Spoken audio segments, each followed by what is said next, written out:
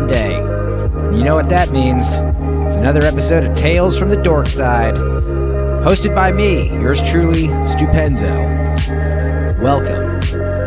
Be sure to leave a comment, like the video, and subscribe to the channel. Now, without any further ado, let's get this started.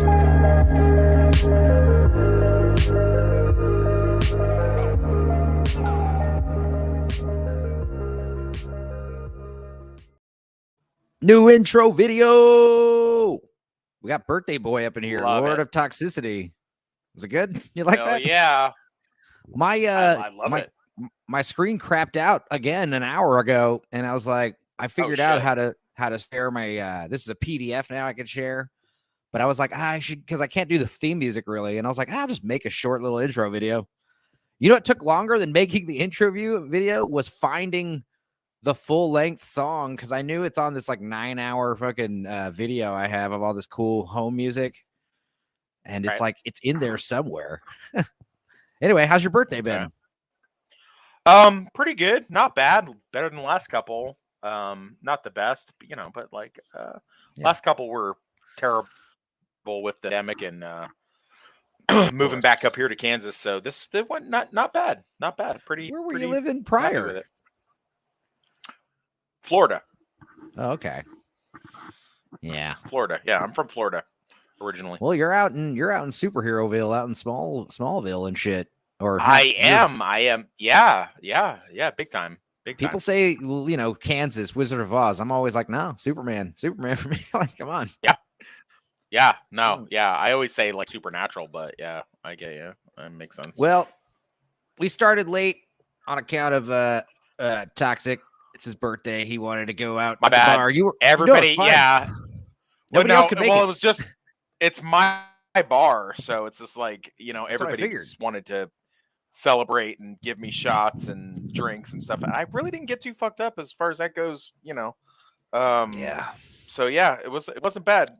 And weirdly enough, I had like 2 other people that showed up at the bar, customers of mine, and they both also were celebrating a birthday. So that's weird because I've never met anybody that has the same birthday. So that's interesting. Birthday twins. I have a couple. I see them. I mean, I'm still, close to them on Facebook, I guess. Not close to them. Right. I always like to shoot my Isha, this girl I went to art school with. It's like, little skinny little black girl is like birthday twin. I had a few in high school too. It's also the coolest thing when it's like same year too. That's something I haven't really encountered. Yeah, that I have not run into. But as far as like the birthday day, yeah, that's same year.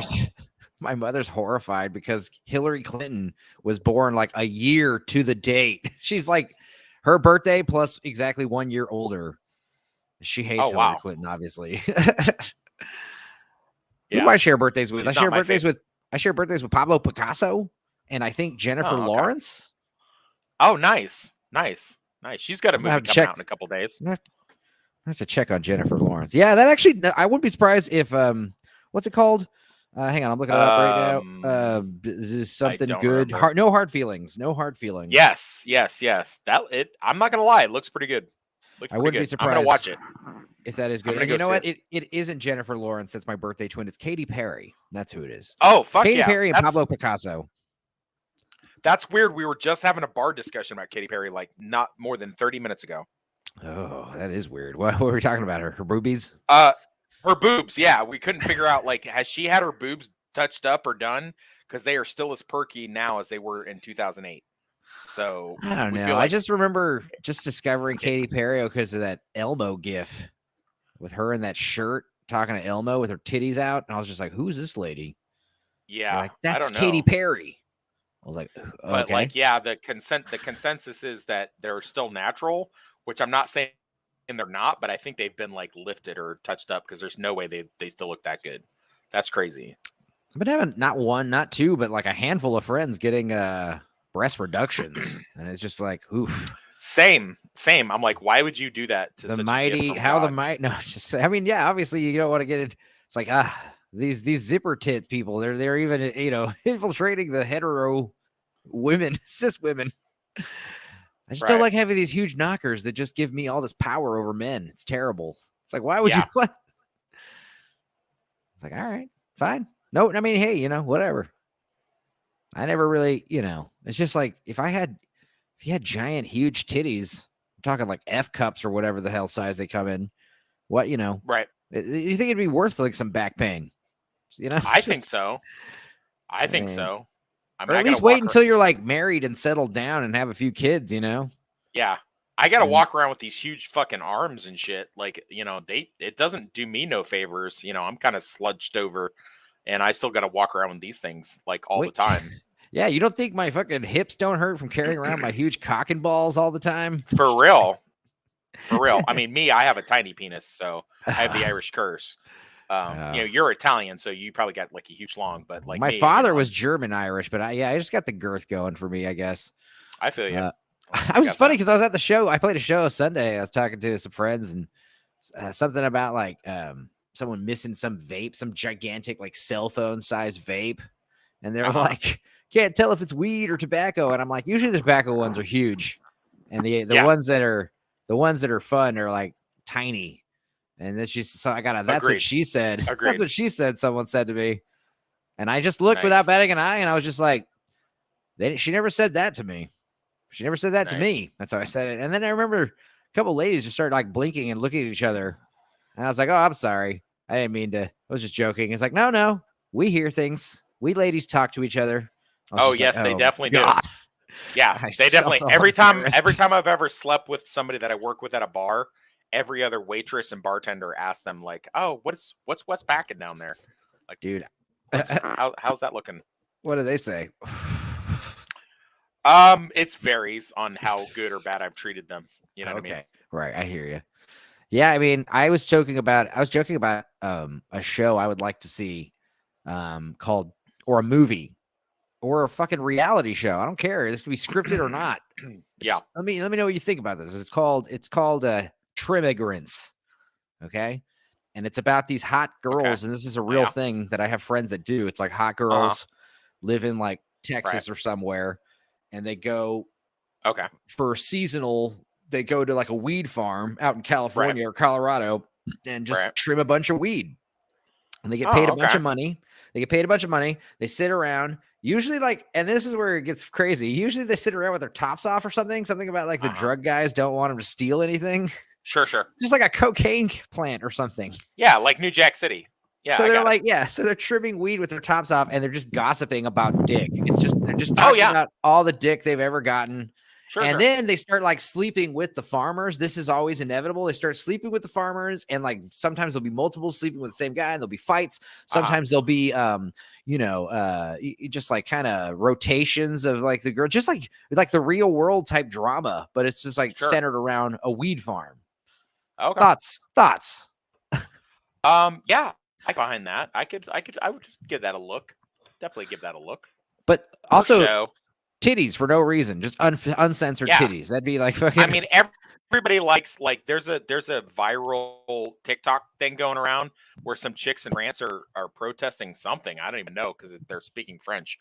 But they're protesting something, and they're all like standing around with their titties hanging out, and like whatever it is that they're I fully support. 100%. Yeah, I feel like free the nipple was some kind of patriarchal ploy, to trick women into showing their boobies. I'm fine with it. I mean, I'm a child of the 80s, so I always feel like there should be. That's some of the best part about watching. Oh yeah, sure. Go on. Go ahead. I was saying the best thing about these 80s movies. Yeah, of course. Go ahead. Yeah. Take our time. Yeah. Oh yeah, for sure. Question of the day today: the team from Aliens versus the team from The Predator. What's your thoughts? Because you didn't chime in. You were one of the few of the mod team that did not chime in. I thought I wasn't. You said I was just kind of allowed in the mod team. It wasn't actually. You're allowed. Yes. Well, yeah, you're in there. But I mean, I don't want to give you any like responsibility or power. Well, I've been very busy. I've been very busy is the thing. Fair enough. I leave to Colorado on Wednesday, so. No, but I'm just out of curiosity. I'm versus each other. Yeah. They're on the Predators planet. And there's no predators to deal with. They're just dealing with each other. Like who's walking out of that?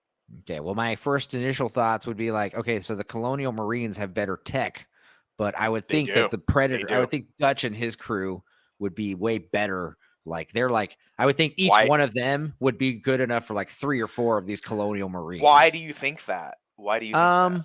I just feel like because in the future, because we're so, reliant on the tech to do most of the dirty work when it comes to like bare bones, like knives and bows and arrows, I think fucking, but they weren't using knives and bows and arrows. They have True. Assuming they have all their fucking crazy miniguns and gear, like, yeah, I don't know. It's a close call. But if it was like, is it a close call though? These are recon Marines though. Like so you got to remember, they went into Colonial Marines would win. Yeah. What would be Predator's team? They're like mercenaries, right? Or they are technically mercenaries. Yes. Only because they are no longer in the actual military per se, because they get to pick and choose what jobs they do. So I put them as mercenaries. Now that I would also say that would mean the Colonial Marines are probably younger and fitter and probably the more like the fitter is probably, that's a stretch. None of them are as jacked as Arnold, that's for sure. Well, I mean, Arnold, Dylan, all of them. Yeah, I forgot. Yeah, they were all except for Hawkins and Poncho, they were all pretty fucking buff. God. But the Colonial Marines have a lot more number, like their platoon versus a squad. And plus, as per Dutch's own admission, they're a rescue team, not assassins, whereas Marines are killers. Yes, yeah. Like, and seems like keep in mind then. Yeah, they went into a hive of aliens, whereas we were just in a Dutch jungle. Boys. He only had one predator to deal with. Yeah. Whereas the Marines had an entire hive of aliens to deal with. So I got to go on the side of the Colonial Marines. I think you've convinced me, especially with all their modern tech. I mean, their future tech, they got the fucking air crane jet and what else they got, like all these. Well, no, they don't have the jet. They don't have that. No, they don't have that. They have the stuff they have on them, and they're on the planet. Like that's what they have. The stuff. So they have their gear that they are wearing and they're carrying. They don't have like the drop jet and all that shit. Like they don't have that. Vasquez, how she's got the little eyepiece. Yeah. Like what does that help her see? Does it help her give her night vision and shit like that? Thermal vision, who knows? It's infrared. It's infrared. Yeah. So yeah. Dutch and his boys didn't have no fucking infrared. No. Yeah, I guess I'd have to say the Colonial Marines for sure. Nice. Yeah. Now, it's basically if it was like 50, bows 50. and arrows or fist fight, if it was all fist fights, like I don't know. Yeah. I'm pretty sure Arnold I would could still take go on with the Colonial Marines. Pretty sure Arnold would snap Vasquez's neck in like a twig. You think so? She probably put a knife in him. She probably put a knife in him before he does. Yeah. I mean, yeah. That's a scene I want to see. I want to see like a badass type woman, like built up, being all like she's a badass, and then she has to deal with like an Arnold type guy, and she just gets her fucking shit kicked out of her, and it's brutal and scary, and you think she's gonna die. You're like, stop hitting her! Yeah. Stop! Yeah, for sure. So what was your what just happened? What just happened? I don't know. Something just popped off. I think it was my mouse. I think my mouse just died on me. What it was your thoughts on Flash? Well, I was kind of recording. Are we going right to Flash, or are we to do Yellow Jackets first? Oh, I mean, I was hoping Chris could come in here and I would just ask him how far along he's on, but I've seen the whole first season now, and I basically have like 3 days to watch season 2, and then I gotta like leave out of town. I don't know. We'll see if Chris is super behind. Pace yourself on that, because they have a bonus episode coming out, and they have the writer strike going on, so you're not gonna, like, when's Yellow the bonus Jackets episode coming out? They have not said. It's already filmed. They're just deciding when to release it. It's not coming out like within the week or anything. No, for sure I was not. like, we should. I was like, let's postpone it until the fuck comes out. We'll talk about the whole show. For sure. Yeah, I'm for sure not. I am gonna do next week's stream on Tuesday, most likely, because I got to drive back from Colorado Monday. So okay, I won't be able to do that because I work on Tuesday nights. Oh right. Well, the thing is, if it is Monday, it's gonna have to be like a super late night, or I guess we could stream early in the morning and then I could hit the road after the stream. But I won't have my computer with me, so that won't work. Jesus. Well, we'll make it work. 16-hour drive, So I was saying I want to leave after the show on Sunday, but Sunday show won't be over till like 3 a.m. But it's one of those things where if I wake up at 9 a.m., shit, we won't wait. 9 a.m. to 9 p.m. How does that work? Oh, Jesus. I don't know. Yeah, we'd have to leave like at like 3 or 4 in the morning just to make it back before midnight. I don't think it's going to happen. Shit. Well, that's kind of why I was going to ask Chris how far along he is, because I was hoping he's going to say, I haven't really watched much of season 1 yet. You think you're going to get a hold of him tonight? I got a hold of him earlier. I probably won't get a hold of him again unless he pops in here. Yeah. Hoping he does. But, sometimes men, sometimes it's hard to say no when she's ready to go. I hear you. You know what I mean? Yeah, no, I hear you. So what's your analysis? Like, are you digging the show or what? Yeah, I mean, so far it's I'm digging the concept. I remember you were having trouble or just kind of being vague about describing the show, but yeah, I would perfectly describe it as gender swapped Lord of the Flies, modern day with a touch of Lost. That's the show. Okay. Okay. Cabin in the woods I could instead of a deserted island. Yeah, I can get behind that. Yeah. But definitely some feminist style, definitely like touch of the feminist writing in the dialogue. I'm definitely noticing like in the first season, like a lot of I this thing.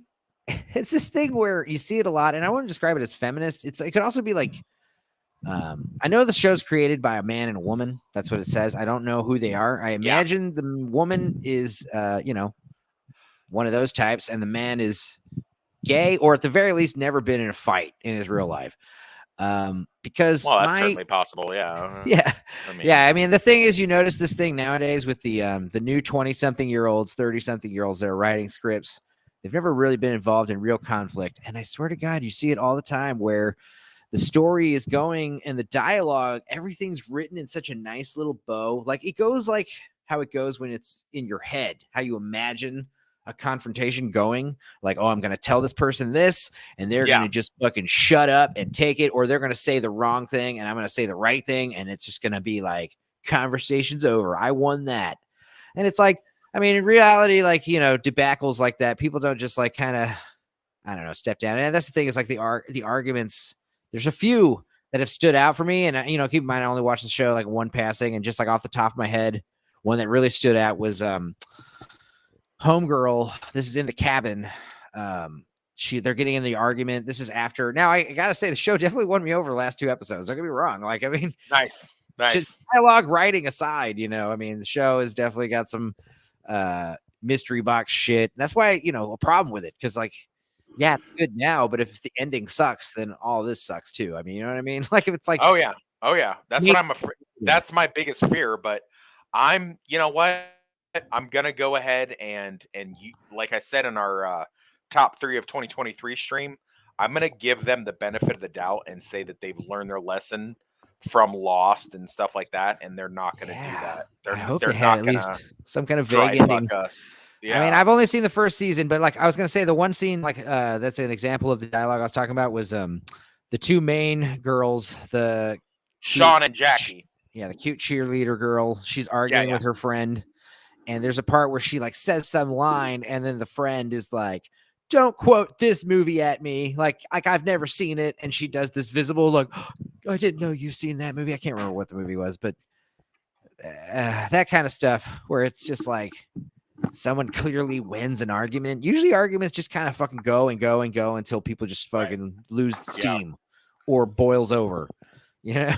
Yeah, but from a cinematic standpoint, that wouldn't really work. True, but it's just like I said, it's a style of writing where you know, the person imagining it is just kind of putting themselves in like the shoes and how they would hope the argument would go, as opposed to like how this argument would actually go if you actually got in the heads of the two characters and really like, fleshed them out and they really kind of responded to each other. Because sometimes when you're writing, characters should do something that you either didn't expect or didn't anticipate, even as the writer, because you're not like that character. Like Rorschach, he would do things that I don't think Alan Moore would agree with. Alan Moore hated Rorschach as a character, and yeah, no, I got you. So, what is your analysis after seeing all of season 1 without having seen season 2? Because this is the big in the Reddit and the fan base.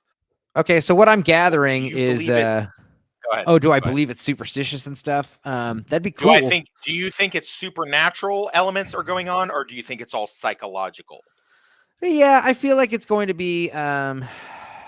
Well, hey, now that I think about it, that'd be cool if it did the other thing I'm about to say. But what I'm going to think is going to happen is, what's her name? The girl with the visions, Lottie. She's Lottie. The leader of this cult. She's the one that is like, coming back. Turns out she never left the cabin, Okay. Turns out that she's kind of running things somehow. Okay. And yeah, we have like a Charlie Manson type situation where the girls at the camp, they went through some kind of like Lord of the Rings type situation. But I kind of want to do a video about Yellow Jackets, how like it's like Lord of the Flies, but with girls. So when boys do Lord of the Flies, they just kind of revert to fucking animals, like tribalism and like cavemen, But with the girls, they become like super like organized with their fucking human sacrifices. They have a committee, they got panels and shit. That's way more evil, in my opinion. It's like sounds like something the girls would do, honestly. But I have a feeling that's kind of what ended up happening, and they kind of voted on who to sacrifice, for however many more weeks they have left. Like at least a few of them get killed, I'm imagining. They have to eat, I'm sure that's coming. There's definitely like flashbacks to that kind of imagery. It's obvious that the mayor lady, Senate girl, mayor running for mayor, governor, senator, she's obviously like a surprise baddie. I'm thinking, where definitely killed the dog, ate the dog, sacrificed the dog, blood sacrifice to win senator or whatever the fuck. Walked out on her family. Her son's the only one that knows. So by that logic, you do believe there's a supernatural element into it. Well, the thing is about Satanists, for instance, like it doesn't matter if the devil's real. People who worship the devil think the devil's real. That's all that fucking matters, So as far as like the bear scene, like, yeah, that's kind of hard to fucking explain. So I would be cool if like the show got kind of like Game of Thrones, where like there was just like teensy weensy bits of supernatural stuff, and by season 5, fucking they're riding dragons and fighting warlocks and shit. They just kind of ease us into this like supernatural show. That would be pretty fun. But I don't think they're going to do that. I think it's going to be kind of like the message of the show will be like, the powers of groupthink and cults and stuff and all that good stuff. I'm liking it though. Again, it's one of these shows. No offense, it's just every show is just like, why is this not like a fucking 2-hour movie? Like I don't know. I mean, I guess we'll understand. It's got to be a show. I guess we'll understand when it's all said and done. Like I don't know how many seasons they were planning. Do you know? 5. Yeah, 5. Oh, okay. Well, it's one of those things. I don't think they're going to do that though. Now, I don't think they. When they originally had the template for what it is that they were going to do, I don't think they thought they were going to have a writer strike right at the cusp of season 2 ending and season 3 beginning. So I think probably we will get season 3, and they'll be like they'll finish it out that way. That's what I think. So personally, I think they're gonna. I think they're gonna do like Angel, the TV series, and they're gonna push all of their narrative through season 3, and they're going to finish there. I already know how they're going to end it, so I figured it out. Oh, you've unlocked it, or are other I people have saying the same unlocked it. shit? Or Nope, nobody agrees with me. That's why I know I'm right. So this is why you need someone desperately to watch the second season, so we can. Right. Okay, I got Right. you. I'm here. I Yeah, hear you. No, I yeah. hear you. I'll do it. But I'll do it, bro. I'm 100% sure I'm right. Consider it like a late birthday present. As far as like the actors, yeah, it's great. Another thing I wanted to say, it's like, yeah, Lord of the Flies plus Now and Then plus A Touch of Loss. Except that I don't know if there is such a thing as an Emmy for casting. Christina Ricci was in both of those movies, Now and Then, and yeah, so I didn't notice that. She is. She's the one who's the standout in the show for me. She's is she? She's your favorite? She's still so fucking good looking. Beautiful little girl. Sure. She hasn't aged at all. Yeah. Agreed. Like her Juliette Lewis is like, oof. Yeah. Oof. Juliette Lewis is my least favorite person on the show, which is funny because she's the best actress, but she's my least favorite just because she's very obviously 6 or 7 years older than all of the oldest people on there. I assume they did that on purpose to account for her like drug use and stuff. I would assume that. Yeah, I would assume that. But I also think they got Juliette Lewis so they could have a name. That too. Because back when it was being advertised, she was the front runner as the name. And it's not that she's not doing a great job, because she is. She's killing it on the show. I have no complaints. My problem is that she doesn't match up with, like, I don't see her as the, matching up with young Natalie. Yeah, I don't see that. I'm more lenient on the casting in terms of like, physical appearance, especially since like, people get older, people get fatter, people get grosser. But as far as like, I remember like in Now and Then, I don't really remember that movie, but I do remember that Christina Ricci, her older version is fucking Rosie O'Donnell. Yeah, that was horrific that they did that to her. Yeah. I mean, you know.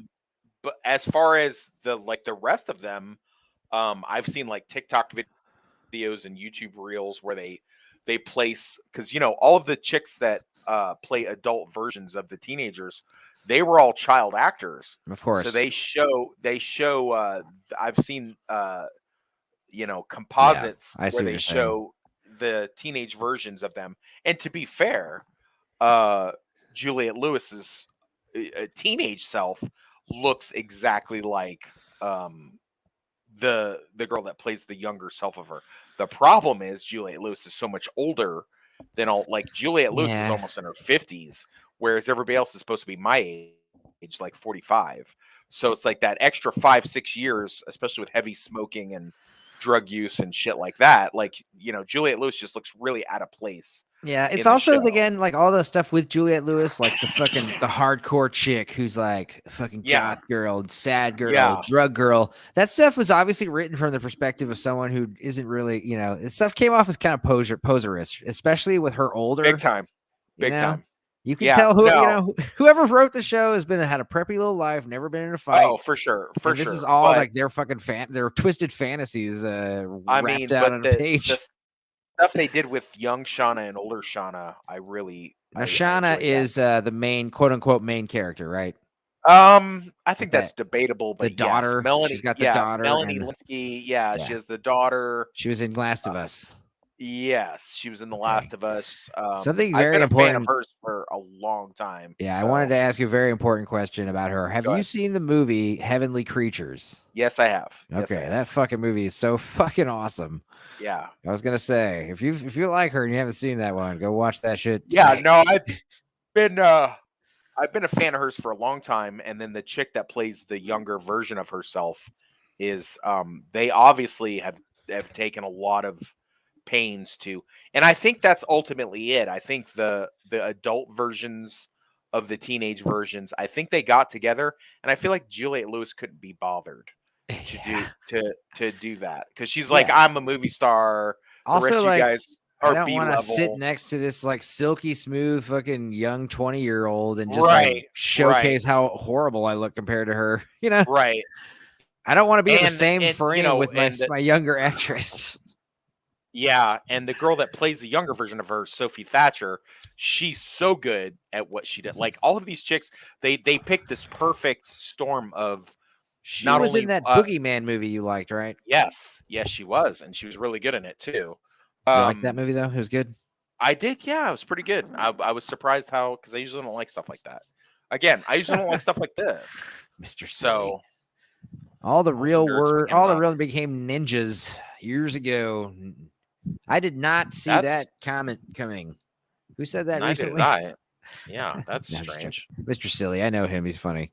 Oh, He's okay. joking. He's being silly. But yeah, no, I if there is an Emmy for casting, they definitely deserve one because you've definitely said this, yeah, before. I agree. There should be like some kind of award for casting, but it's one of those things where it'd be so hard to not only nominate like people who played, you know, adaptations of other characters that we know, kind of thing. It'd be hard to nominate original actors for playing because that would just basically be a Best Actor award. You know what I mean? Yeah. But there should be like there should be like a Best Ensemble Cast award. That would be good. It's very obvious that somebody put a lot of effort into going like, okay, so this is the adult version, and this is going to be the young version, and this is who I think. Is there not an award for casting? I don't know. I actually have no idea. Like the last time that I've seen such good casting from young teenagers to middle-aged adults was the updated version of It. It Chapter 1 and 2. Like they did a stunning job of that. And I think this is on that same level. As far as that goes. Is there not a casting award? If so, what the hell? I really don't know. I don't know the answer to that question. You would think I would have Googled it by now because I've you talked about it a bunch.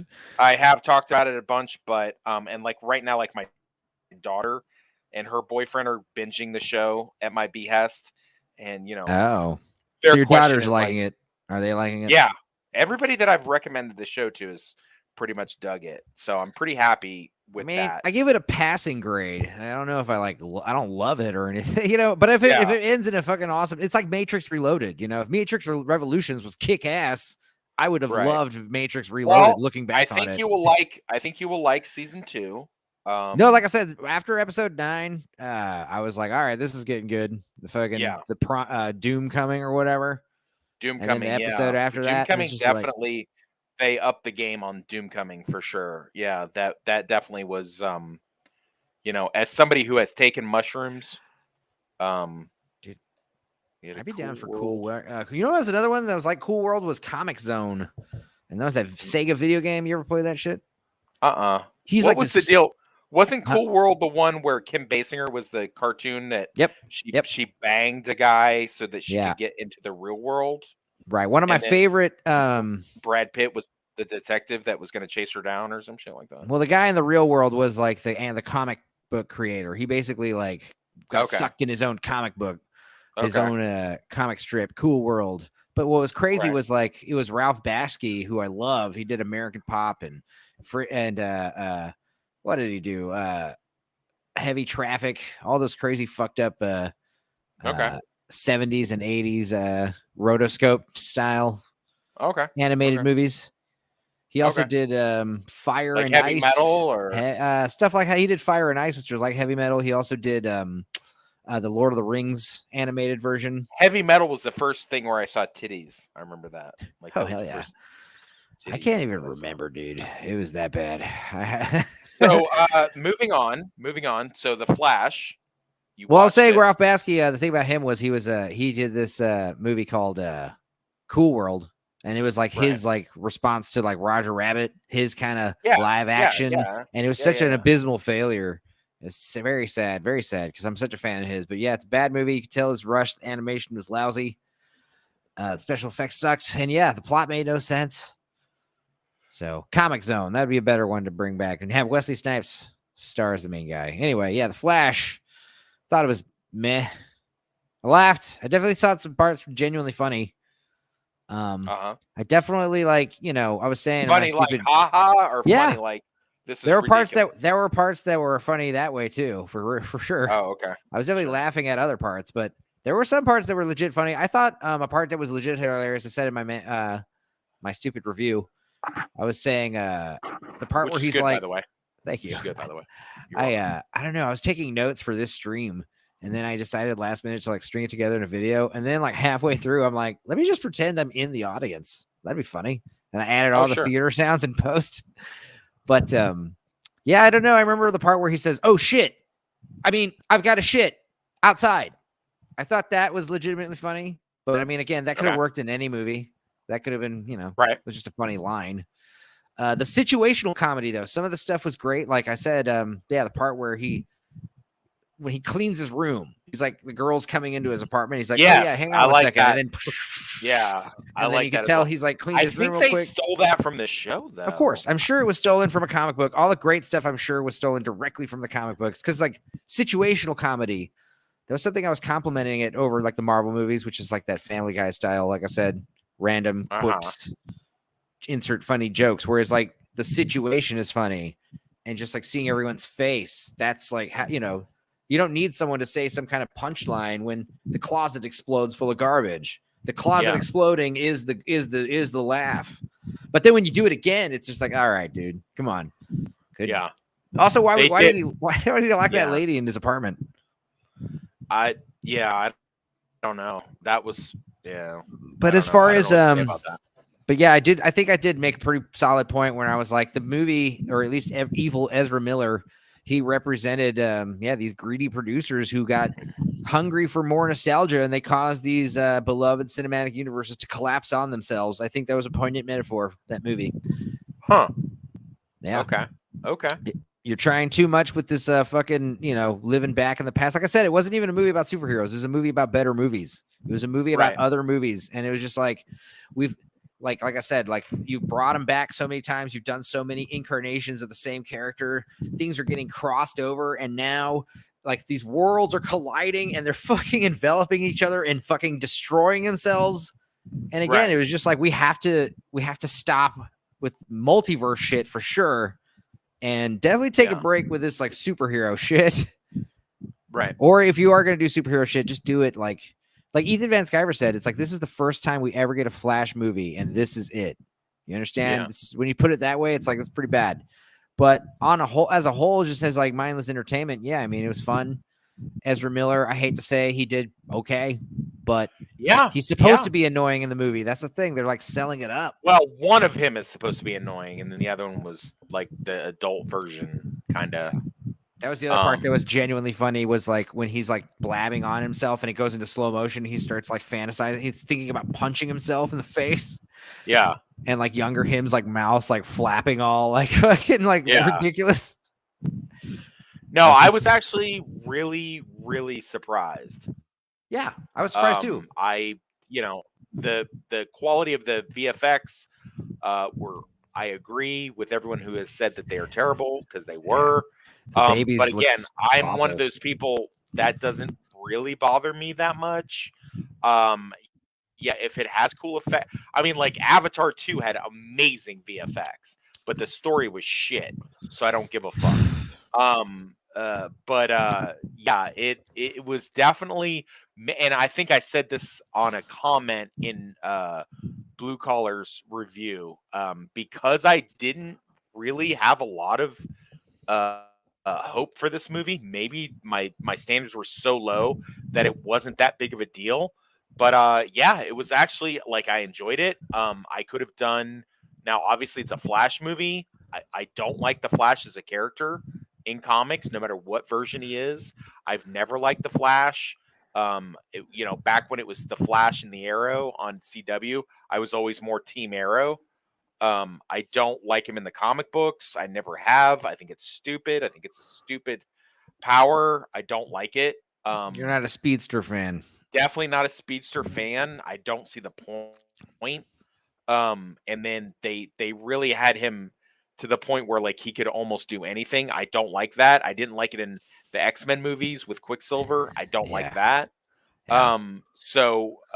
But that being said, as far as the movie as a whole, did I like the nostalgia 89 Batman? I fucking loved it. I thought they did it great.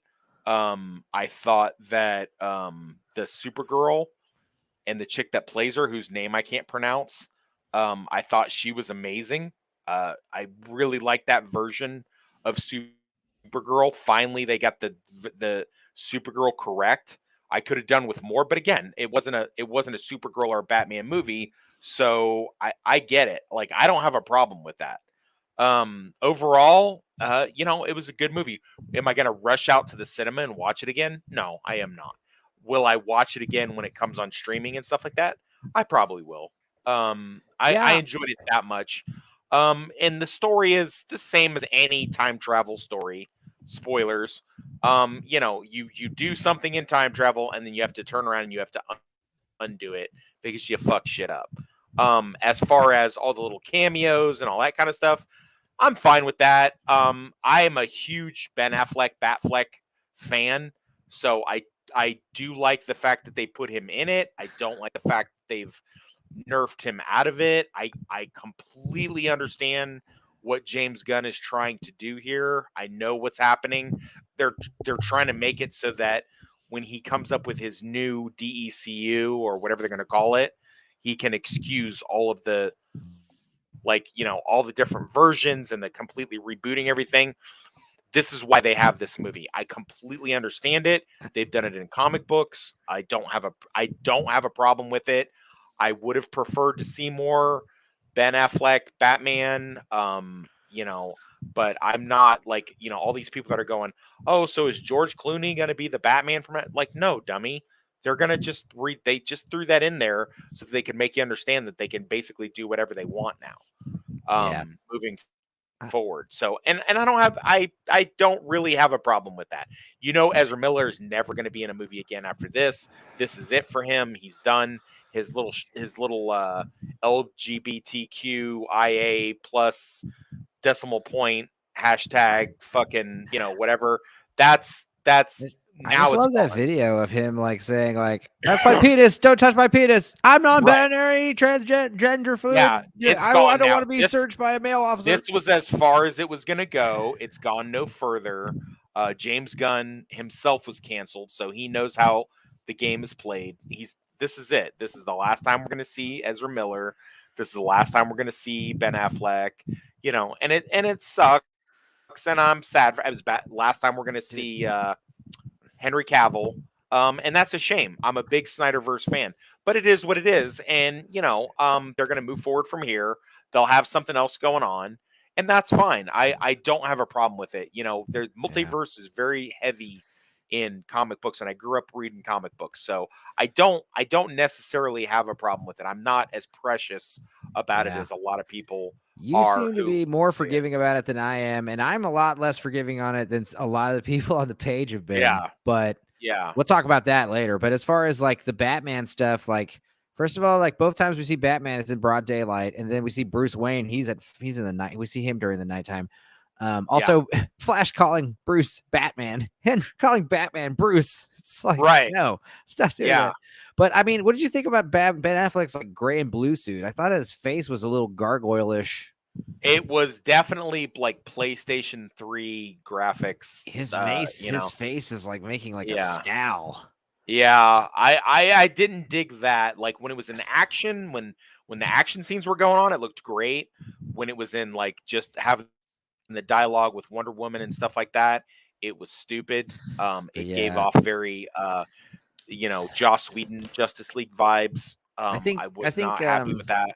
I said it before, but I'll see it. And obviously, a lot of people are thinking it like, why wasn't Michael Keaton just Thomas Wayne? That would have made more sense because I that mean, it was would have like, made it more sense to not have two flashes and have stick with the original story and put Cyborg in there, yeah, who knows? which is the original story. Michael I don't Keaton, though, know. I felt like the problem with him was like he was unceremoniously kind of killed off, and then there was no scene of him at the end, like after Yeah. like the timeline has been reunited. We Well, see like I'm strangely okay with that. I don't mind an epic character going down hard. he kind You of know. William Shatnered out of here. Because I assumed they were gonna go back and bring him back, but they never did. He like dies No, in a no, fucking I didn't desert. assume that. I was like, No, all I did right, not assume that. I thought that was going to be his final. well, I thought that was pretty cool. Him taking out a 70-year-old Batman, taking out a Kryptonian. I thought that was pretty cool. I'm happy with that. what I would say I'm about happy Michael with that. Keaton, it's just so ironic because you've seen Birdman, right? I have. The whole movie was like a metaphor about like the idea of like he had come Yeah. back as Batman and how silly that would have been. And he did this Yeah. like musical about it. Or I still feel like they've got a Batman Beyond movie somewhere yeah, I working would love on, that. I would and love that. I feel like he would be great for the aged Bruce Wayne. Fuck the price. Bring back fucking George Clooney. Fucking who? Fucking yeah, George Clooney's my least. Or favorite shit, Batman. dude. Wait 20 years and just do Christian Bale when he's old. Let's just do that. Fuck it. We don't need a Batman. He is my second least favorite. I do not like the Christian Bale Batman. I like the movies. I don't like him. I think he did a great Bruce Wayne. I think he was a terrible Batman. Terrible Batman. Too much. I mean, I get the growly voice. In fact, when Ben Affleck does the growly voice in this movie, The Flash, it's silly. Oh, Batman. Yeah, the growly voice is hard to take seriously. It is very hard to take seriously. I don't, for some, I'm very forgiving of Ben Affleck in these because I'm a huge proponent of the director's cut version of Batman v Superman. I'm a huge fan of that. I think it's a great story. Yeah, I'm the biggest Superman fan. Very happy with that. I'm a huge Superman fan. I hate Superman. I hate Superman. Stand those movies. Watching Superman getting the shit kicked out of him just makes me so happy. Yeah, I mean that's fine. There's a way to do that. It's just like dark and brooding Superman movie. It's just not what we're searching for. But overall, I'm not unhappy with it, and especially if it is the swan song of the past DECU, I get it. I'm here for it. It should be the swan song of like just superhero movies in general. I think. I think everyone just needs to fucking pull the brakes back a little bit. Like like make us really. And Marvel's obviously not going to slow down anytime soon. But I mean, it's just one of those things where I definitely slow down on watching them. I haven't seen any of the new Marvel shit post Endgame. I just don't care. And I watched this one kind of as a formality. Luckily, there's way less shitty DC movies. There's just so many less, and it's like it's one of these things. I still want to rewatch up to Endgame. I still want to rewatch those movies. Yeah, so I don't really want to dedicate any more time to anything post Endgame until I rewatch those first 25 movies. I've been a bigger DC fan than I have been of Marvel. The DC movies don't get it right because the thing is, like, Marvel characters, they're normal dudes blessed with amazing abilities, but they have like weaknesses. They've got fallacies. They got fallacies. They have individual characters, their quirkiness. Whereas DC, it's more like these are like American demigods, they're like above and all beyond. I've heard that argument.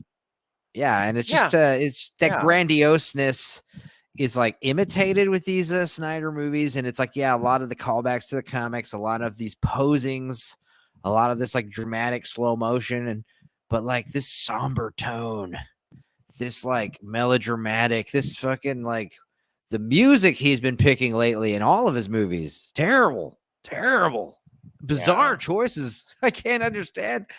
And it's just one of these things where like, like I've heard before, and I've said it before. It's just like when Superman shows up, it's got to be like smiles all around. It's like, the Spider-Man thing, in Spider-Man, everyone's cheering him on. There shouldn't be people like women screaming and clutching their babies as Superman's around, it should be this thing. And I understand like, insurmountable disasters, Superman can't stop everything. I understand that. But at the same time, it's just like a Superman movie should be like the main thing people should walk out of, especially little kids. They should walk out of a Superman movie thinking like, I want to be a better person. I want to help people. I want to do good things like Superman does. There's none of this like moral dilemmas like, hey, stop everything you're doing because there's a bus about to fucking fall off the bus. It doesn't matter what's going on over here because people are in danger. That should be above all else the main concern of Superman at all times. And the thing is, like, it's hard for him to juggle so much stuff, but like that needs to be like the crucial 4 point is like all the other people save the people. Clark, no matter what you do, say, and stop calling him Kal-El. He's not fucking Kal-El. His name's Clark. He's from fucking Kansas.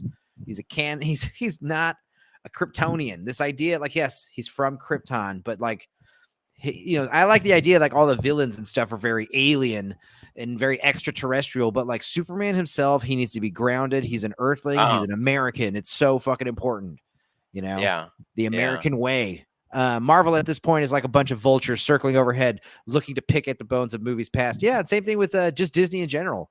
They're just picking clean every IP they have, and Lucasfilm is already like failure number one, especially when Indiana Jones 5 comes out and bombs. I assume we'll be talking about that shitty movie in a few weeks. God damn it! Right. Why did I choose to do this? Why did I choose to do this shit on my free time for fun? Right. Fucking review fucking shitty movies. Ah. Yeah, I gotta tell you, man, I'm not I'm not looking at fucking the new Indiana Jones. No. I do not care. I'm not looking at it. If somebody paid me to do it, I would. I'm gonna watch it. I'm not doing it. I can't do it. And the funny thing is that I am not a Phoebe Waller-Bridge hater. I love Fleabag. I think it's a great fucking show. People say I love Fleabag. Killing Eve. I think that's an amazing show. The problem is they decided to put her in other shit that she has no, like in Star Wars and now in Indiana Jones. She has no business in there.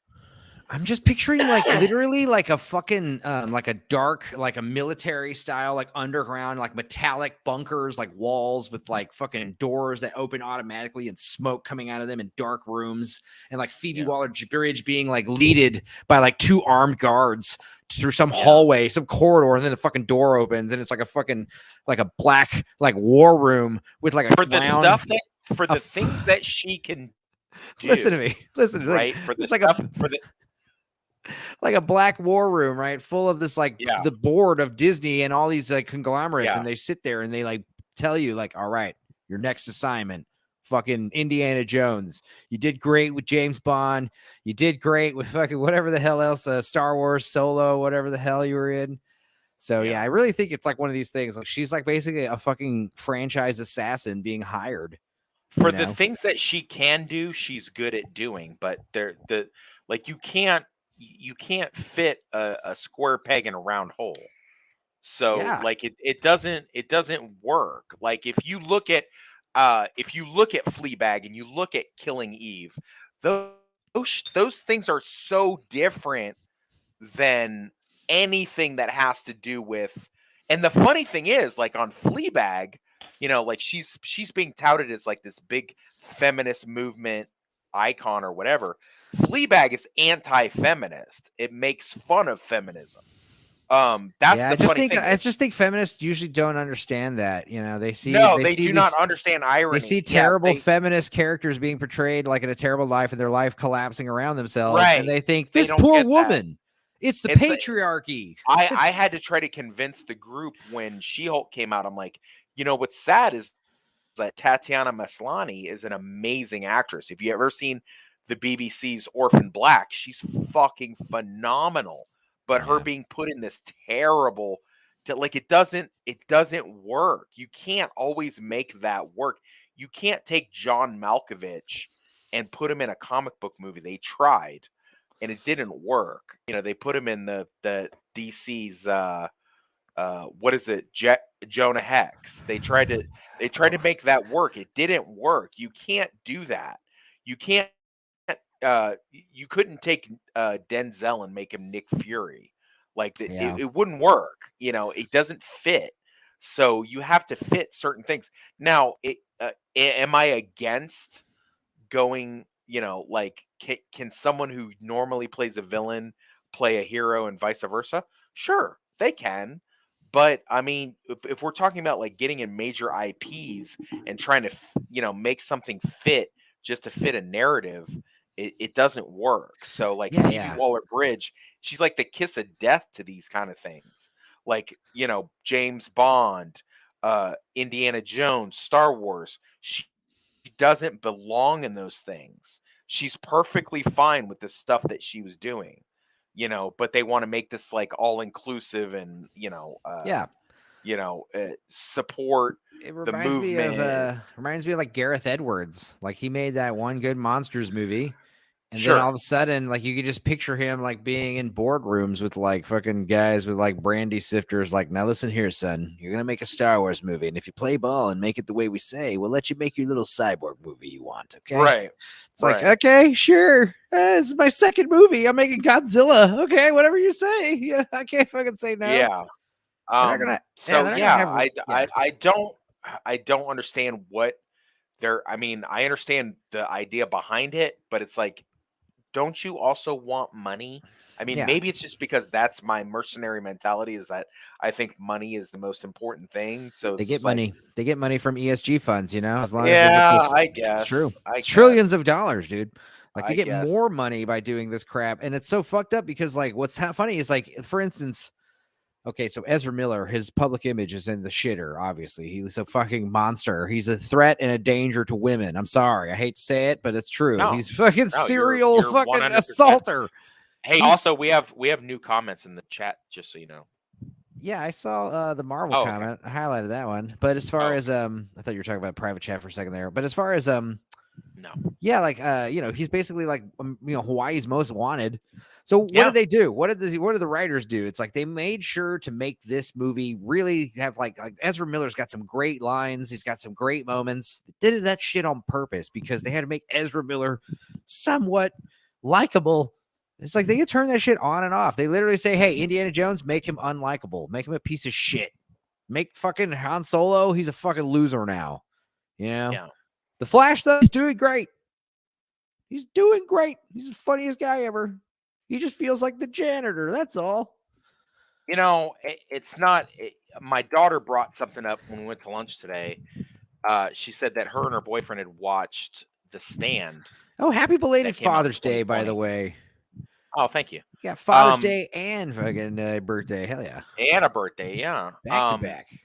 She said her and her boyfriend watched The Stand, and Ezra Miller was in that too, and he was terrible in that as well.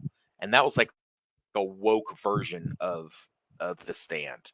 So it's just like, when did this come out? Yeah, 2020. TV on movie? CBS.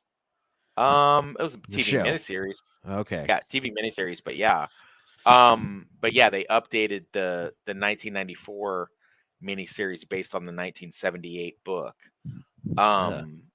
But yeah, and she was like, yeah, he was in that as well, because I told her about how, because she was like, wow, did you like The Flash? And I said that I did. But I was like, Ezra Miller was not as obnoxious as he could have been, on the one hand. But then you look at like The Stand, and he was in that, and that was terrible. Yeah, but seeing him getting paraded around at the red carpet with his fucking long hair and just smile on his face. It's like, dude, like he got away with in prison, dude. He should be in prison. He should definitely or be at the very least, you should have a fucking big old ankle bracelet on. Good God. When you have like Gina Carano canceled just for making a couple comments. I'm abhorrent. I'm abhorrent because I agreed with Gina Carano, and meanwhile, Flash, Ezra Miller, he has to be called they thems because he's a fucking Right. He's just a pussy. He's just pretty, using it as a shield. It's really ridiculous. I agree. This is one of those things that Dark Arrow wonders about. Like, if we were talking about this, we're probably getting demonetized if we had been monetized on the stream. That's what Dark Arrow said he loves my show about. It's like we talk about dudes shoving up. We watched Masters of the Universe. We talked about shoving like that key up your ass. We talk about shoving stuff up our ass for like 10 minutes. And Dark Arrow just like, dude, I love this because like you can't talk about that shit on other people's channels for some reason. Yeah, on his British stuff that he's with all of them. Yeah, he. Now I did tell Russ like, hey, FYI, if that's ever like a hesitation about me, I could turn it off. Okay, I know how to. Yeah. I know how to use my big boy words. Okay. Unfortunately, between the two of us, I don't think that I can shut it off. I'm gonna. I mean, obviously, if I got really freaking upset, toxicity is always going to be toxic. There's not much I can't shift to. I can't navigate too much. So I'm gonna basically be the Lord of Toxicity, regardless. Hopefully he does. I'd sent him a package out yesterday. Hopefully he gets it soon. It's a nice bottle of bourbon. Yeah, Crown or something. You said. No, it's well, you know what? I'm gonna let you see it when he Sure. opens it. I told him to open it on a live stream, Oh, okay. and say where he No, got it from. So, but it's pretty no expensive. sweat. Yeah. Pretty expensive. I mean, too. Well, I'll tell you a funny story. One time, I lived with my keyboard player for a while, and one time, he drank a $25 bottle of Jameson I had, and he's like, "I'll get you a new one." I was like, "All right." And then he gets me a Yeah. 20, and then he comes back home. He's like, I got you this instead. And he comes back with a $25 bottle of scotch. And I was like, oh, Ew. scotch needs to be like $50 like minimum, dude. Like Minimum. Yeah. you basically Minimum. got me like the shittiest fucking scotch in the world when all I wanted was another bottle of Jameson. You son of a bitch. Yeah. Yeah. He was the kind of guy where he thought that was like a better deal. I was like, no. No, that is not. That's not. He also good. used Trust to me. eat food. He also used to eat pizza like right out of the oven and say it was like a Pittsburgh Ew. thing. Ew, He'd be I like, don't like like eating it, like, and I'd be like, dude, just like blow on. He's like, it's the best way to eat it, dude. Best way. I'm like, no, your Yeah, fucking mouth is all no. blistered. Yeah. What? It's best because you just melted all of your taste buds. Yeah, I know something funny. His name is also Russ. Oh, If you're wow. watching Russ, I love you, buddy. Hope you're doing good. Living in Colorado. Anyway, but yeah, back to the Flash movie. These like superhero movies in general. It's like, yeah, as far as I'm saying, like these movies need to, it's a fine balance between camp and fun and not like, like there needs to be just a touch of danger, but like adventure and yeah, action, but like adventure, like, death defying, stuff. And like, I all in thought all, they did pretty good with the whole General Zod's army coming in. And they went up against. I thought that was pretty good.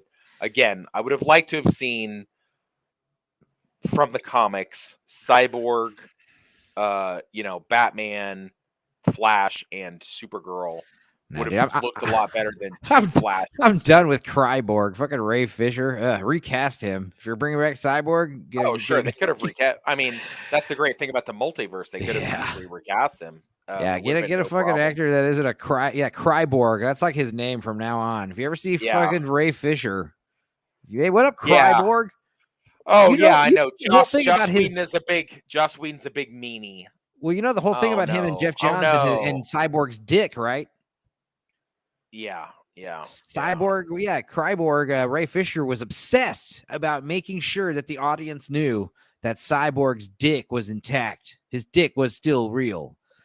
And like Jeff Johns was like, what are you talking about? He's like, dude, you can't have like the first black superhero and have him not have a dick. And Jeff Johns would be like, most people are going to be thinking, no, for real. He thought he was the first black superhero. For DC and this like JLL thing, that's the thing. You got one black dude and he's got no dick. You understand how fucked up that is? And like Jeff Johns, like a normal person, was like, dude, it's a kid's action movie. I don't think people are going to be thinking about that kind of stuff. He's like, nah, dude, they'll be thinking about it. Or more like they'll be joking about it, I guess, in his mind. Which we are definitely not something people were worried about. No. He was upset about it. He was obsessed about it too. He kept talking about it, and then because like that and other creative input he insisted on giving was ignored. Joss Whedon like told him basically to fuck off. He said to Joss he's giving Joss Whedon all this like feedback and input, and Joss Whedon said, "Hey, dude, I don't even take advice from Robert Downey Jr. I tell Robert Downey Jr. what to do. So why the fuck would I listen to you?" I thought, right. And that upset him very much. Yeah, apparently. It's just like I saw that article about how Emilia Clarke is getting way less money than Samuel L. Jackson in the Secret Wars movie. Shocker. Dude, she's been in one show, Game of Thrones, and a shitty Terminator movie. What else has she been in? Nothing.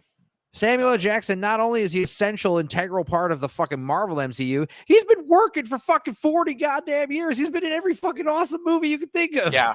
Like in Ted 2, where he's like, oh, your name is Sam L. Jackson, like the movie star. Oh, who's that? Oh, you ever seen any movie ever?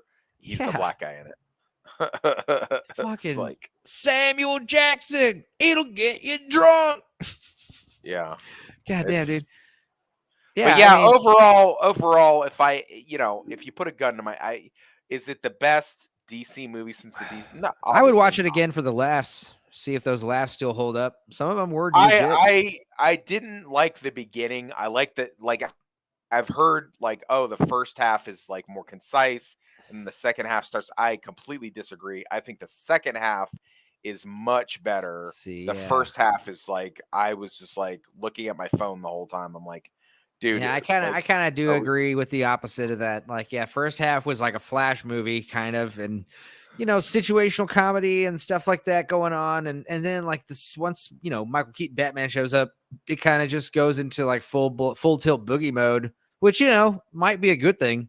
Definitely goes off the rails like from that point off. Like the spaghetti bowl. Like we'll always just use that analogy, but yeah, I mean basically like if you hadn't seen Man of Steel, I don't know. I'd imagine the big desert standoff scene would be strange. And also that's the other thing about the desert standoff. It's like, they got so much flack for like the first Superman movie, Man of Steel, for like destroying Metropolis and killing hundreds of thousands of people or whatever. Yeah. So now every fucking every DC movie needs to be like, casualty free, which is kind of not what we were asking for also, you know what I mean? But I don't know. I just feel like the Flash movie, like the first half, like that's kind of the tone. I don't know. Just again, like since you got this missing. If it was me and I was in charge, I would definitely, if I rebooted it, and I would definitely do a 2-parter Suicide Squad versus the Justice League type thing. Like that's what I would do. If I could, if I could do it, I would do. Like I would start off with the Justice League doing like superhero shit and then getting taken over by some kind of alien, Brainiac, whatever. And then I would have the Suicide Squad have to go in there led by Batman and try to figure out how to stop all these fucking gods and goddesses and stuff like that. Like that's and make it a 2-part. That's what I would do, like a new 52 type reboot if that's what they were trying to do. Now, obviously, they're not going to do that. But me personally, that's how I would go about it. But again, what I would like to see? Go ahead. I just want to see a Superman movie and a Batman movie, and they totally nail the tone for both separately, but they're both set in the fucking 30s. Oh, that's what I want to see. I want to see just like I'm talking like the cartoons, those Superman Max Fleischer cartoons, but just brought to life. And we need to get some no-name guy with a fucking barrel chest who is just clean shaven, all American, just like that smiling father figure, but he's got those Clint Eastwood eyes, like he's seen stuff, but just like, how like Alex Ross's Superman is just so perfect and idealistic. Like that's the kind of, he's got to have this like, paternal sense to him, Yeah. Just I do not agree with the drinkers video that he did on the Flash where he said, Batman should not be involved in superhuman type events and stuff like that. I don't think that's true. How I want to see Batman? What do you want? Do you ever read Batman War on Crime? There is a Alex Ross oversized book. It was a graphic novel, and it wasn't really a comic book. Didn't have like speech bubbles or nothing, but it was like Superman. It was so there's Superman War, Peace on Earth, which is also great, but Batman War on Crime. It wasn't really 1930s. It was kind of like the animated series, where it was like kind of like an 1930s ish, like vague, like 1930s inspired like decor, like that Art Deco film noir vibe. That's what we're going for. Okay. Men smoking with top hats and fucking 3-piece suits, that kind of shit. And dark rooms with like intense, like, contrasted like lamp lighting in corners, that kind of setting, and the Batman, he is just stripped down to literally nothing but the Batarang, the grenades, and stuff that's on the utility belt. He's got no Batmobile. He's got no fucking, he's literally like bare bones. Like, that's how I want to see. And it's literally like Batman Begins. Batman Begins did it right with the fear. People don't even think Batman's a human. You know what I mean? They think Batman's a fucking monster. That has to be, that's one thing Batman Begins. That's why I think looking back on the Nolan trilogy, I think Batman Begins is my favorite because of that aspect. They really nailed that.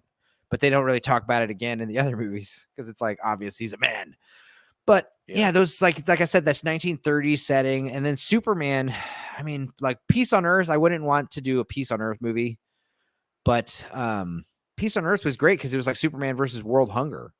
So he's not even fighting a bad guy, you know, he's literally just trying to like, you know, fight some vague, you know, threat, and he fails, you know. It's good. It's a real good book, but it's short. And you know, Superman, it's like you'd have to start it.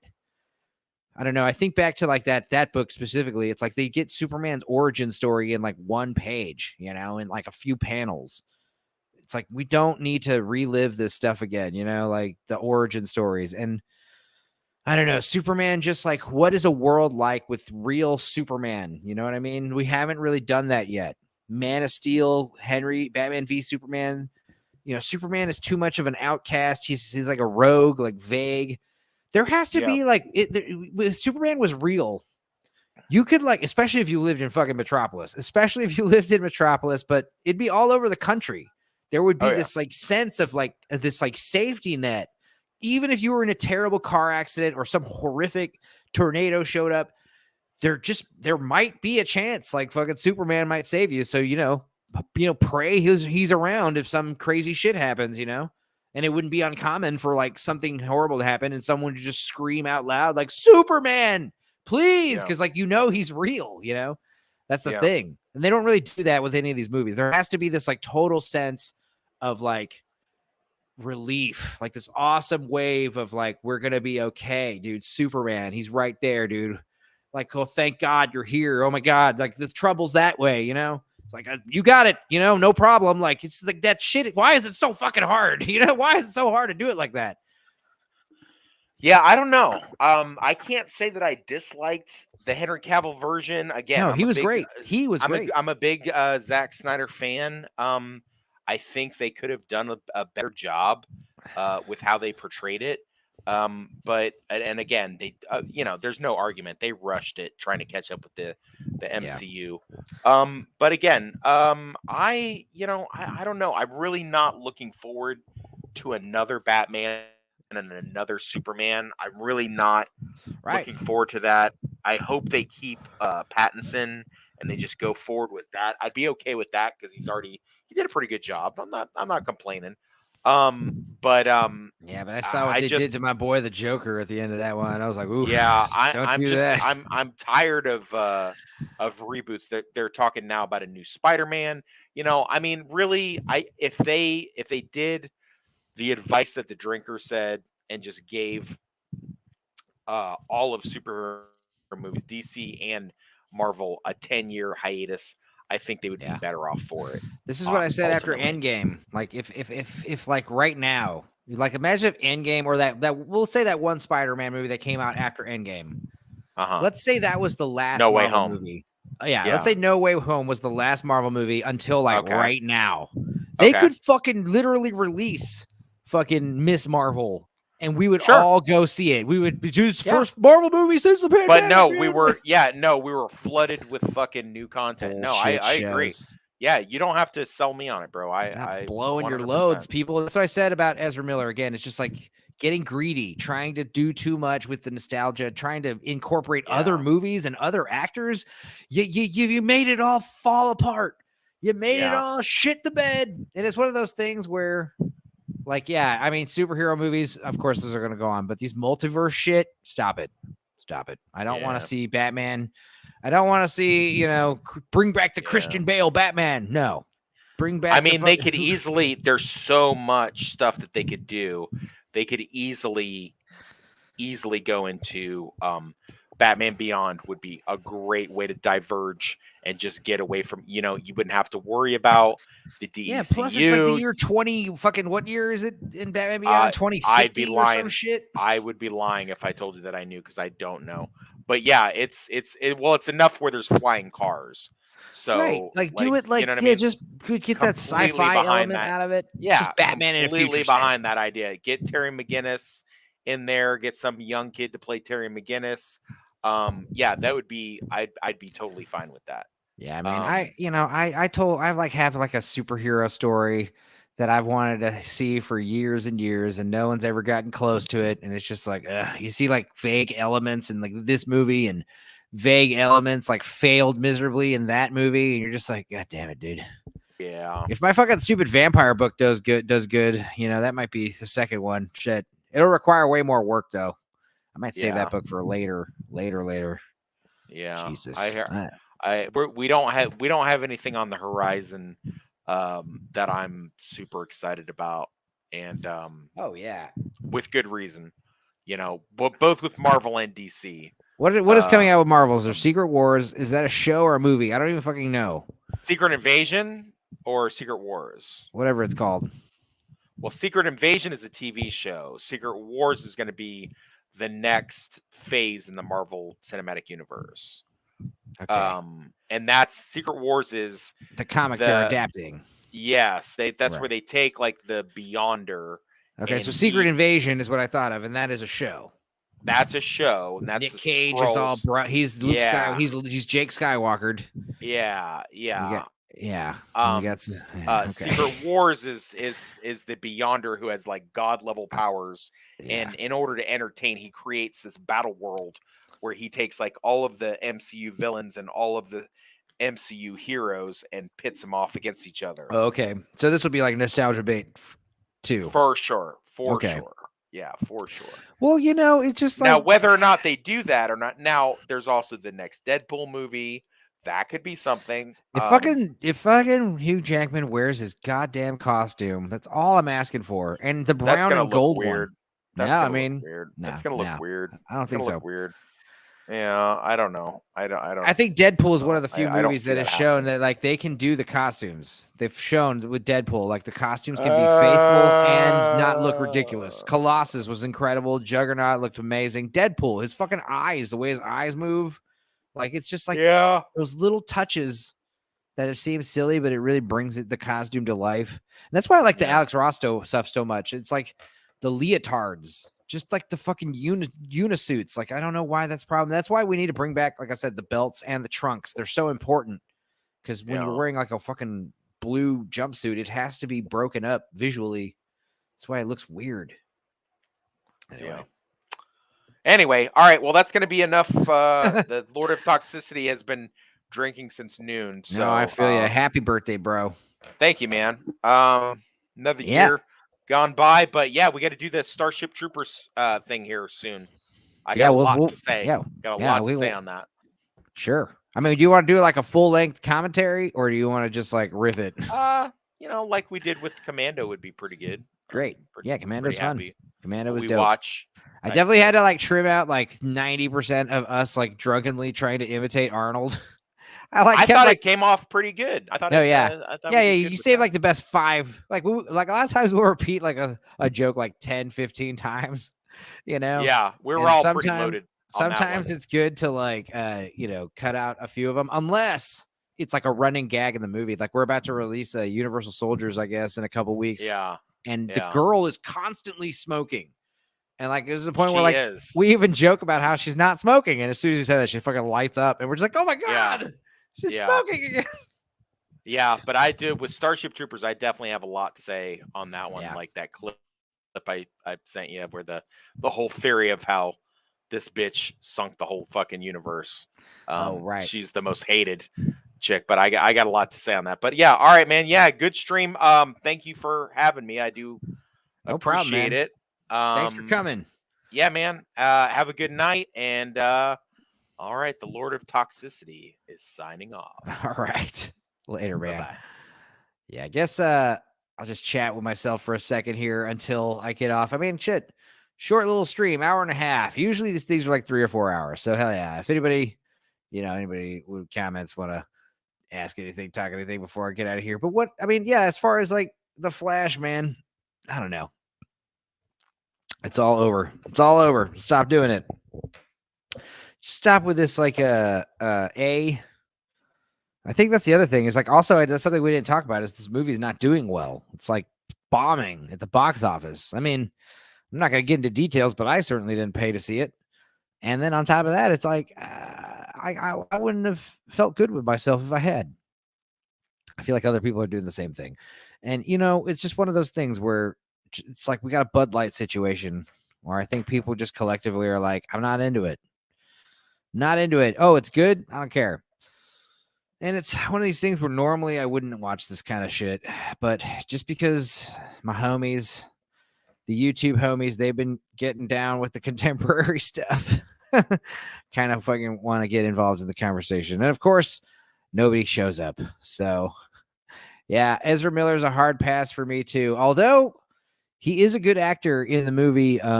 We need to talk about Kevin, where he definitely is like, I think he's playing himself, basically. I think that's what the real Ezra Miller is like. If you've seen that movie, I feel like that's like the real Ezra Miller. Like very like, oh God, that guy has Charlie Manson vibes for sure. You know, the powers of LSD on young impressionable minds is astounding. But yeah, Ezra, we need to talk about Ezra.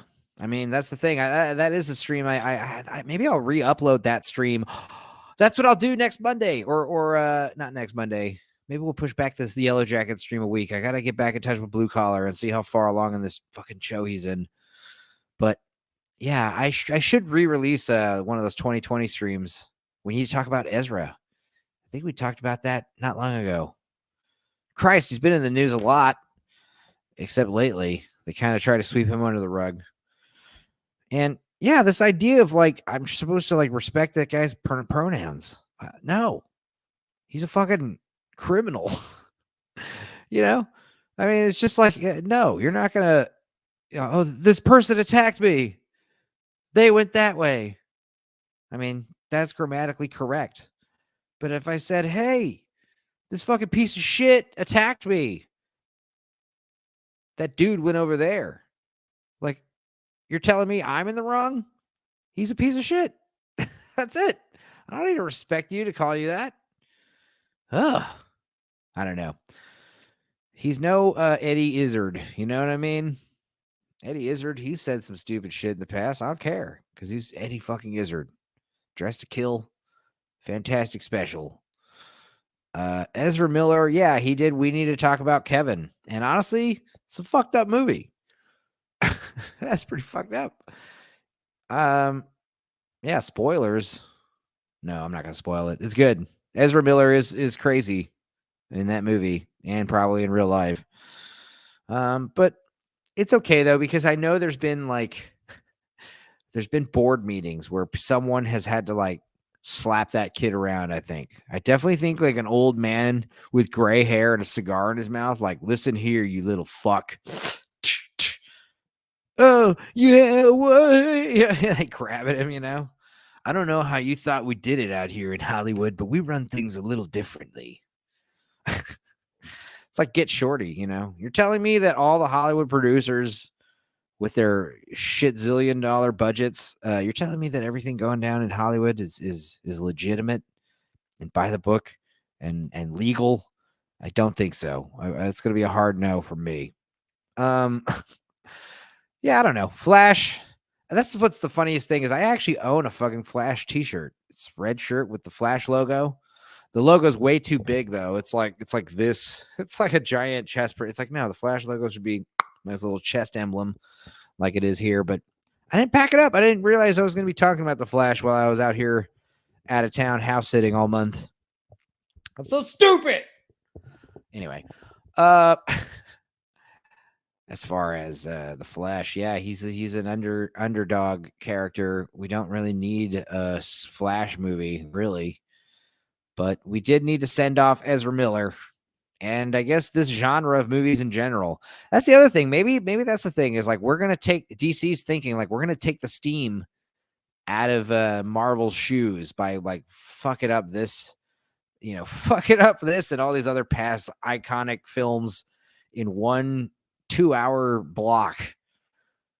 Marvel's like slowly trying to destroy themselves. DC's just like fucking detonating nukes on themselves.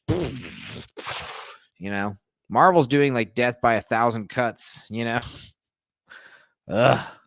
It's all shitty. It's okay.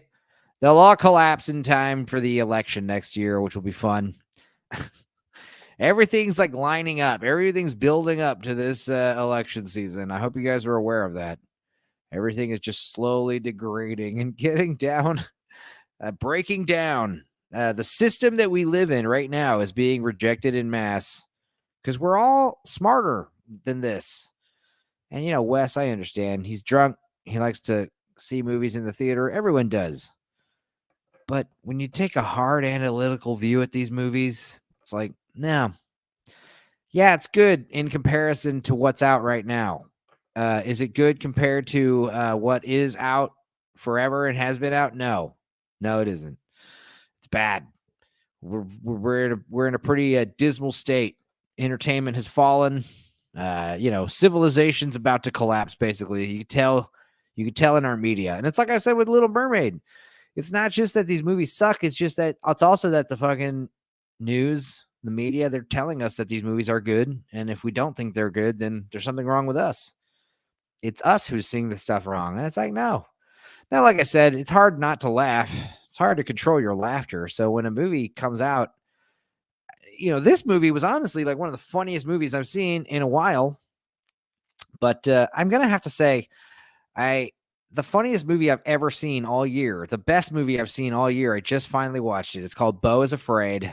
Joaquin Phoenix really showing off his acting chops in that movie. Ari Aster, what the fuck is wrong with you, dude? Who raised you? What is the deal with your family? All of the stuff, all of his movies are fucked up. I can't wait to do an Ari Aster stream with Tyler Wolf and my friend Ben Litflix. We're going to be, he's got Hereditary, Midsummer. He's got that fucked up short film. We need to talk about the Johnsons. He's also got that fucked up short film, Turtlehead, which is about a turd. And yeah, this Beau is Afraid movie, this is what I'm talking about. When you have comedy writers like Jordan Peele, they get into horror, I'm not really digging this. Not really digging it. There's a couple others. This guy from this show, he's a comedy guy. He made this fucking scary movie. Danny McBride doing Halloween.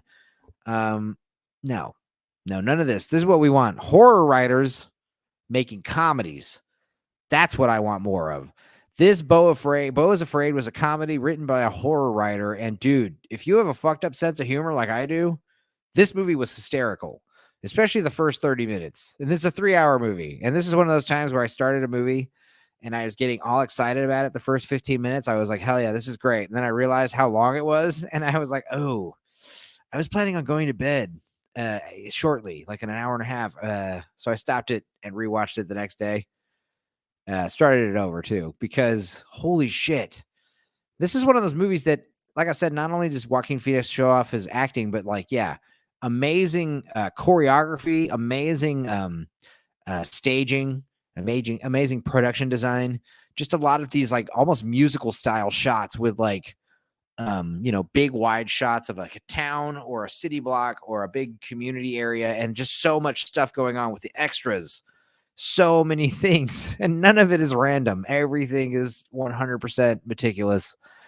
Yeah, great movie. Beau is Afraid. I recommend that. Watch that instead of The Flash.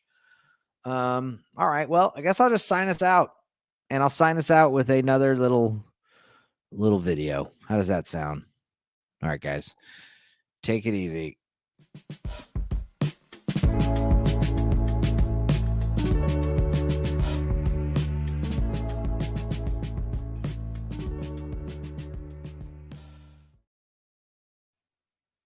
Bye.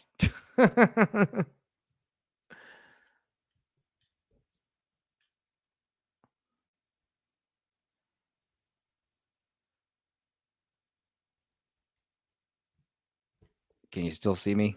Why is it not ending?